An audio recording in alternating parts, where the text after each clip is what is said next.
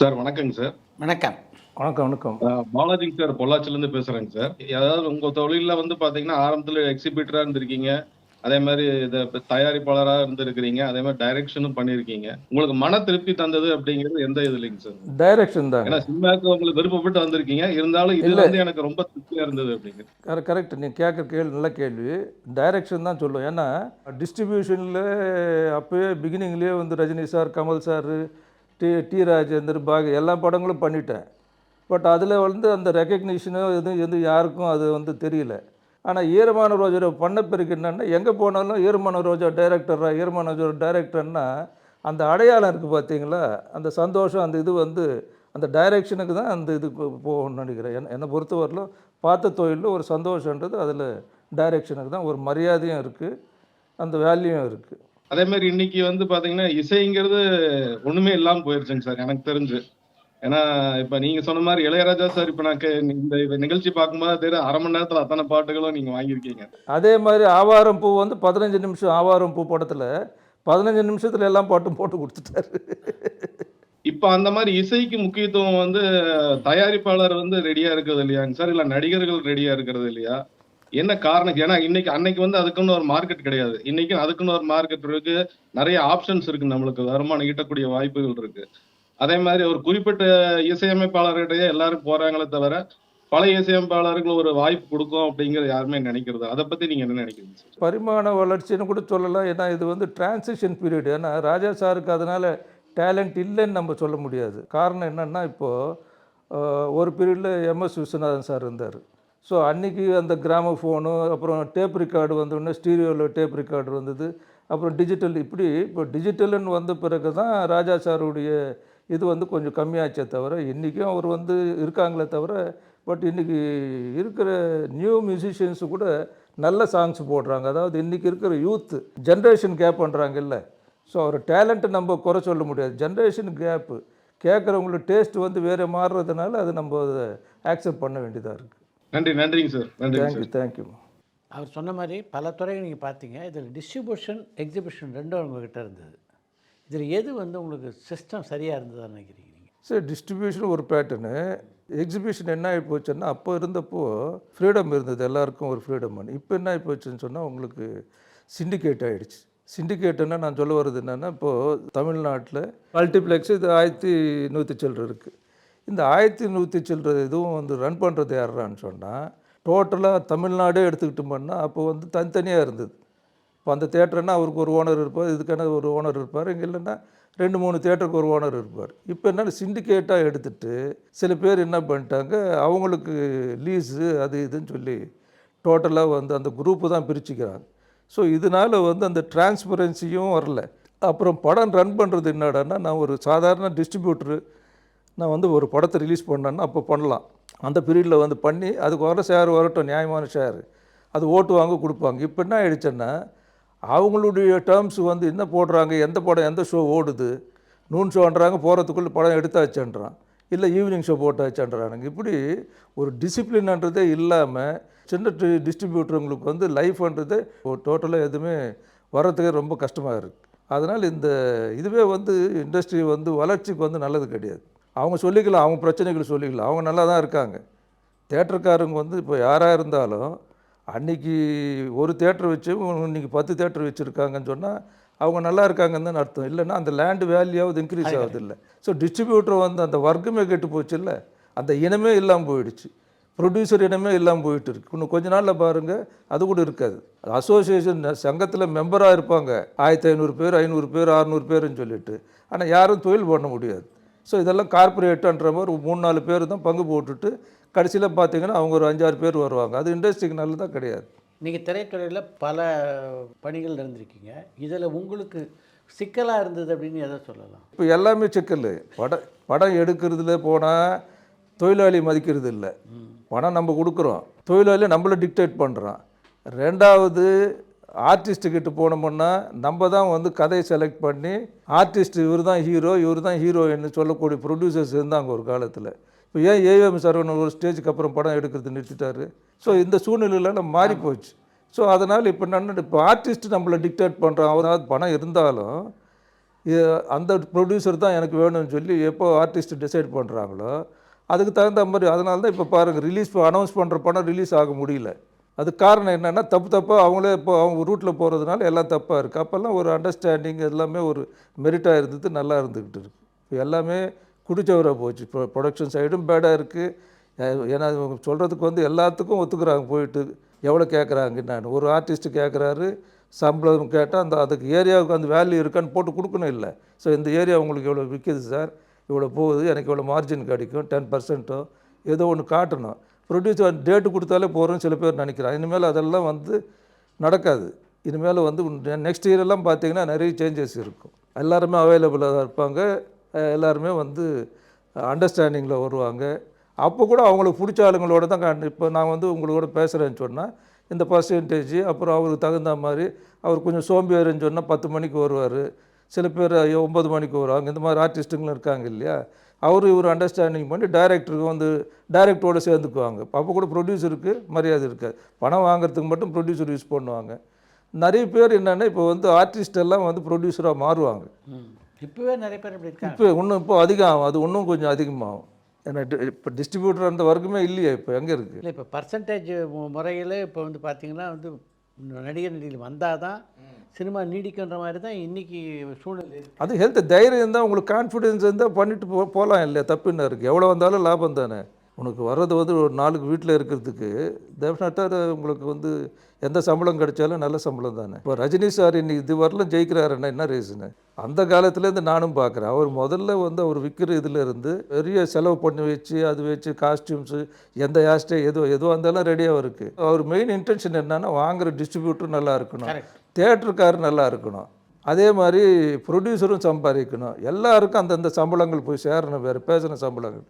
அதனால தான் அந்த முத்து படம் பாலச்சந்தர் சாருக்கு அவருக்கும் வந்து ஒரு பிரச்சனை வந்தது. அதில் பர்டிகுலராக வந்து என்னையும் பஞ்சு சாரும் கூப்பிட்டு ரஜினி சார் வந்து அவர் கால் ஷீட்டு கண்டினியூ பண்ணணும்னு சொன்னால் ஏதாவது ஒரு ஒர்க் அவுட் பண்ணி கொடுங்கன்னு சொன்ன பிறகு அந்த முத்து படத்துக்கு ரவிக்குமார் டைரக்ஷன் பண்ணது.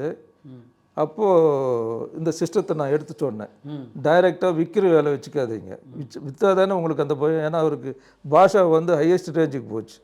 ஸோ அந்த கலெக்ஷனு பஞ்சு சாரு நானும் வந்து இந்த வீரா படம் பண்ணியிருந்தோம். இந்த கலெக்ஷன் வச்சு இது ரெண்டையும் பேஸ் பண்ணி என்ன பண்ணோன்னா அந்த 2 கலெக்ஷன் வச்சு டைரெக்டாக நீங்கள் விற்கிறத விட இது வந்து அப்போ வந்து அவருடைய பீக்குக்கு எவ்வளோ ரேட்டு கேட்டாலும் கொடுக்குறதுக்கு ரெடியாக இருந்தாங்க. அப்போ என்னென்னா அவர் ரேட்டு வந்து குறைக்கணுன்றார். யார் குறைக்கணும், அதே நேரத்தில் சேஃபாக இருக்கணும். அப்போ ஒரே சிஸ்டம் தான் சார், நீங்கள் டைரெக்டாக தேட்டருக்கு போங்க, தேட்டரில் நீங்கள் பாஷாவையும் வீராவையும் வச்சு அந்த ரேட்டை விட ஒரு 50,000 ரூபாய் எக்ஸ்ட்ரா வச்சு எம்ஜி போடுங்க. சம்பளத்தை குறைச்சி வாங்கணும்னு நினச்சார் அவர். ஆமாம், சம்பளத்தையும் நம்ம அப்புறம் பேசிக்கலான்னு. சம்பளம் வேணாம், நான் சொன்ன சம்பளம் கூட நீங்கள் வாங்காதீங்க. Lab Gemini lab. ஸோ உங்களுக்கு வந்து அங்கேயே உங்களுக்கு என்ன வேணுமோ லெட்டரில் நீங்கள் எழுதி வாங்கிக்கிங்க என்ன வேணுன்றது. இந்த சிஸ்டத்தில் நீங்கள் போய் தேட்டருக்கு எம்ஜி கொடுங்க. எம்ஜி சிஸ்டத்தில் வந்து 10 லட்ச ரூபா ஷேர் வந்திருந்தால் பாஷா இது 11 லட்ச ரூபாய்க்கு கொடுங்க. எம்ஜி அட்வான்ஸ் வாங்கிங்க, அதுமா வாங்கலாம். அப்போ என்னென்ன படம் ஜெயிச்சா தானே வரும். அப்போ யாருக்கு உங்களுக்கு என்ன, அவருக்கு நீங்கள் நம்ப மாட்டீங்க, அவ்வளோ சந்தோஷம். ரஜினி சார் கட்டுப்பிடிச்சிக்கிட்டு என்ன கேஆர் இந்த ஸ்கீம் வந்து தெரிஞ்சு தான் எனக்கு வருஷத்துக்கு 3-4 படம் பண்ணுவேன் சார், இது என்ன தொழிலில் தெரிஞ்சதுனால சொல்கிறோம். அதனால் இதில் ஒன்றும் பெரிய புத்திசாலித்தனம் ஒன்றும் கிடையாது. இது ப்ராக்டிக்கலாக திங்க் பண்ண அந்த சிஸ்டத்தில் தான் பண்ணாங்க. அதை பண்ணார், அவரும் ஜெயிச்சார், ப்ரொடியூசருக்கு லாபம். சாதாரண அவர் கேட்டது வந்து 25 லட்சமாக இவ்வளோ தான் ப்ராஃபிட் எதிர்பார்த்தாங்க பாலச்சந்தர் சார். இந்த சிஸ்டத்தில் பண்ணதுனால அவருக்கு கிட்டத்தட்ட அப்போயே 3 கோடி ரூபாய் கைக்கு வந்தது. அவர் சூப்பர் நண்பர் சார். வணக்கம் சார். வணக்கம். 90ல் அதாவது 91ல் சார் கால் தேவதன் சிரஞ்சீவி சார் படம் பார்க்க போகும்போது உங்களோட ஈரமான ரோஜாவை ட்ரெய்லர் போட்டாங்க சார். இப்ப உண்மைக்கு சொல்றேன், அந்த ட்ரெய்லரு செம்ம அழுத்தி அடிச்சது.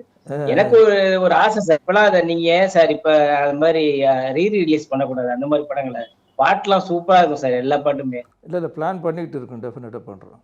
காமெடி வந்து எப்படி சார் நீங்க அது நீங்களே அந்த ஸ்பான்டேனியஸா கிரியேட் பண்ணுவீங்களா? சிலது ஸ்பாட்டில் வரும். இல்லை ஸ்பாட்டு டீம் தான். எனக்கு அந்த பிரசன்னகுமார் எல்லாம் இருக்கும்போதெல்லாம் அது ஒரு ஜாலியாக இருந்தது அப்போது. ஸோ அது வந்து பேசும்போது சில பேர் ஜென்ரலாக அது மாதிரி அசிஸ்டன்ஸு எல்லோரும் வரும்போது அந்த மாதிரி சப்ஜெக்ட் எல்லாம் அமையணும். சப்ஜெக்ட் அமைஞ்சால் அந்த மாதிரி நல்ல நல்ல காமெடி படம் பண்ணலாம் சார். ஆவாரம்பு படம் பண்ணீங்களா சார்? அதுல ஒரு சின்ன பையன் வருவார், அவர் வந்து உங்க பையனா சார்? குட்டி பையன், ஒரு பையன் சாக்லேட்ல கொடுப்பார்ல ஹீரோ, ஆலவுலம்பாடி பாட்டுல ஒரு பையன் வருவாங்க சார். என் பையன் கிடையாது, என் பையன். அந்த மாதிரி யாராவது சொல்லிக்கிறாங்களா என்ன? அந்த மாதிரி okay sir, okay sir. Thank you sir. உங்கள்ட்ட பேசுனது மகிழ்ச்சி. Good evening, sir. Good evening. How important Mr. Panju Arunachalam sir in your life? அவர் எனக்கு எல்லாமே, அதாவது என்னென்னா என்னுடைய கைடு, என்னுடைய தான் சொல்கிறேன், இப்போ ஒரு ஃப்ரெண்டு, நாங்கள் பழகின மாதிரி. இது வரல தமிழ் இண்டஸ்ட்ரியில் ஒரு தயாரிப்பாளரில் யாராவது நேசிக்கக்கூடிய யாராவது இருக்காங்கன்னு சொன்னால் நான் பஞ்சு அருணாச்சலம் தான் சொல்லுவேன். ஏன்னா அது வந்து என்ன, ஒரு எங்களுக்கு அவருக்கு ஃபஸ்ட்டு எப்படி அவ்வளோ அட்டாச்மெண்ட் வந்ததுன்னு சொன்னால், குவா குவா வாத்துக்கள்னு ஒரு படம் பண்ணார் அவர், மணிவண்ணன் டைரக்டர். அந்த படத்துக்கு ஃபஸ்ட்டு என்னை அறிமுகப்படுத்துகிறாங்க. அவர்கிட்ட போய் அந்த படத்தை நான் வாங்கிட்டு ரிலீஸ் பண்ணுற அன்றைக்கி டிஸ்ட்ரிபியூட்டர்ஸ் என்ன பண்ணிட்டாங்கன்னு சொன்னால், எல்லோரும் சேர்ந்து அந்த படம் பார்த்து ரீல் வேறு மாற்றி போட்டாங்க ப்ரொஜெக்ஷனில். அந்த ப்ரிவியூ ஷோ போடும்போது அவங்க கன்ஃபியூஸ் ஆகி என்ன பண்ணிட்டாங்கன்னு, யாருமே டெலிவரி எடுக்கக்கூடாது. அப்போ நான் சிட்டி என்எஸ்சின்னா மேஜர் ஏரியா வச்சு, அதாவது தமிழ்நாட்டில் 40%, யாருமே டெலிவரி எடுக்கக்கூடாதுன்னு சொல்லிட்டு எல்லோரும் ஒன்று சேர்ந்துட்டாங்க, எல்லாம் டிஸ்ட்ரிபியூட்டரும். அப்போ நான் சவேரில் சாப்பிட்டுக்கிட்டு இருந்தேன். இந்த நியூஸ் எனக்கு வந்தது. அப்போ பஞ்சு அருணாச்சலத்துக்கு ஃபோன் பண்ணி நான் சொன்னேன், சார் இந்த மாதிரி ஒரு மீட்டிங் நடக்குது அவங்க சைடில், எடுக்கல என்ன பிரச்சனை வந்துடும், உங்களுக்கு ப்ராப்ளம், படம் நின்றுடும். நான் ஒன்று செய்கிறேன், நான் சிட்டி என்எஸ்சி மேஜர்ன்றதுனால நான் டெலிவரி அந்த படத்தை முதல்ல எடுத்துடுறேன், ரிசல்ட் அப்புறம் பார்த்துக்கலாம். நான் ஃபஸ்ட்டு போய் என்ன பண்ணேன், எங்கள் ஆளை அனுப்பிச்சு மேனேஜர் அனுப்பிச்சு டெலிவரி எடுத்து பிரிண்ட் எடுத்துட்டோம். நான் எடுத்தேன்னு தெரிஞ்ச ஒன்று வேறு அங்கே இருக்கிறவங்க என்ன நினச்சிட்டாங்கன்னா, கேஆர் எடுத்தேன்னா படத்தில் ஏதோ விஷயம் இருக்கும், படம் ஓடும்னு சொல்லிட்டு எல்லோரும் டெலிவரி எடுத்துட்டாங்க. கிருஷ்ணவேணி தேட்டரில் தான் ரிலீஸ் ஆச்சு. கிருஷ்ணவேணி தேட்டரில் நானும் படம் பார்த்துட்டு கீழே படம் இறங்கி வரும். பஞ்சு அருணாச்சலம் நிறைய பிளாக் மணி இருக்கிறதுனால தான் இந்த படத்தை எடுத்தார் போல் இருக்குது.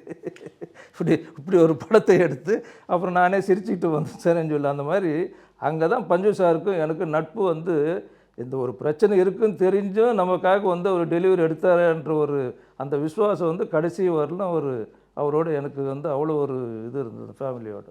As a 90s kid, My Dear Kuttichaathaan அந்த ஃபிலிம் வந்து எந்த அளவுக்கு எங்களுக்குலாம் ஒரு இம்பாக்ட் கிரியேட் பண்ணுச்சு அப்படின்னு ஆல்ரெடி எங்களுக்குலாம் அந்த அளவுக்கு ஒரு வேல்யூ. அந்த படத்தை தமிழ் கொண்டு வந்து இந்த அளவுக்கு பண்ணணும் அப்படிங்கிற ஒரு ஐடியா உங்களுக்கு எப்போ ஆக்சுவலாக உங்களுக்கு துளிர் விட்டது அந்த ஐடியா? அந்த படத்தை டாக் வந்து கேரளாவில் ரிலீஸ் ஆகி ஒரு 2 வீக்ஸ் ஆச்சு.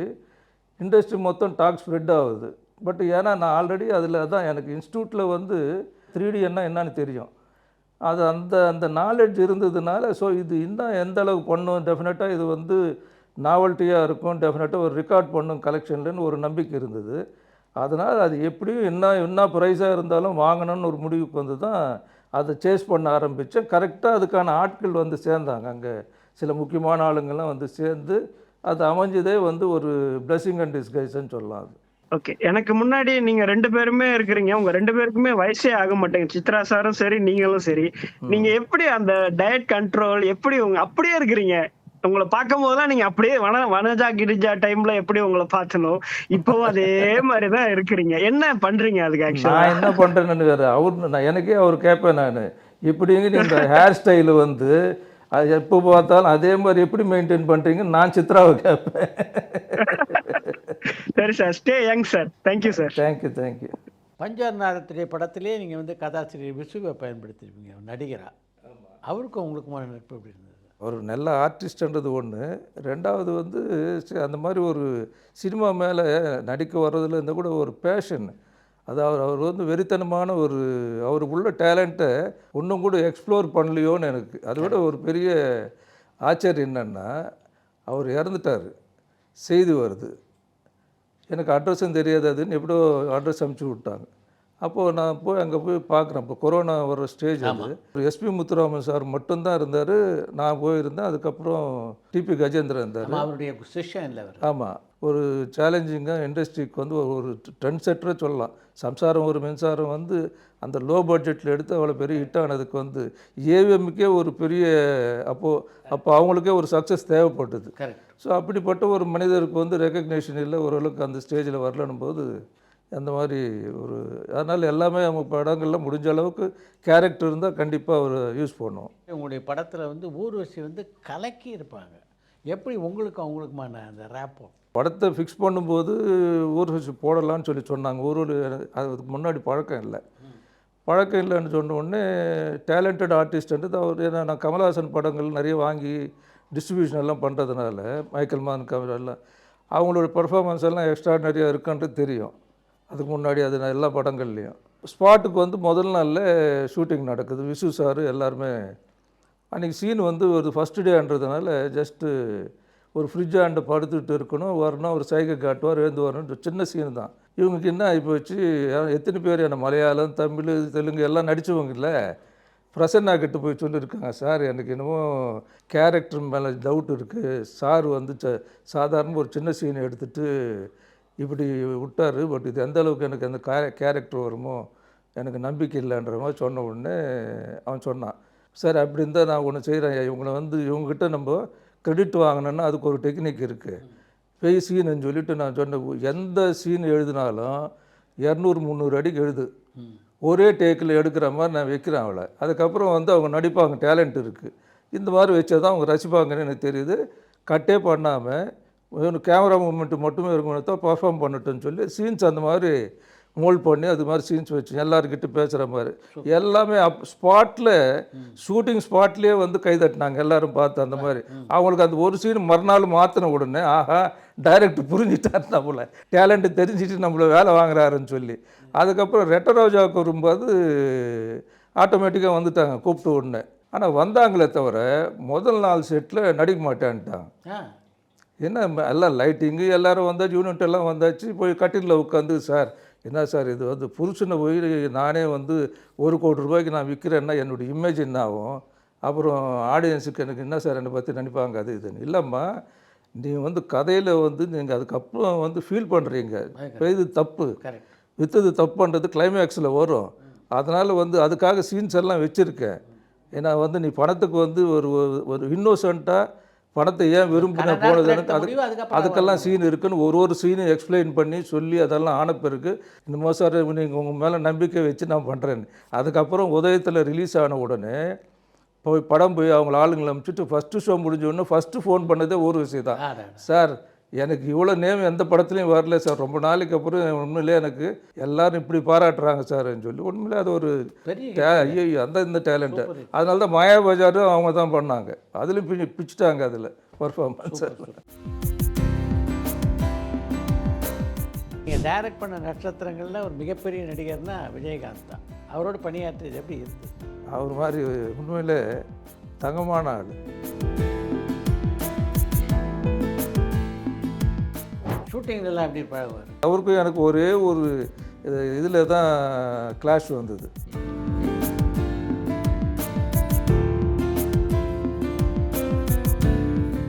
ஆக்ஷன் சீக்வன்ஸ் எல்லாம் 90 நாள் போனாங்க ஹிந்தியில், நான் அது 3 நாளில் அதுக்கு மேட்ச் பண்ணி, அப்போல்லாம் இந்த டிஏ எல்லாம் கிடையாது.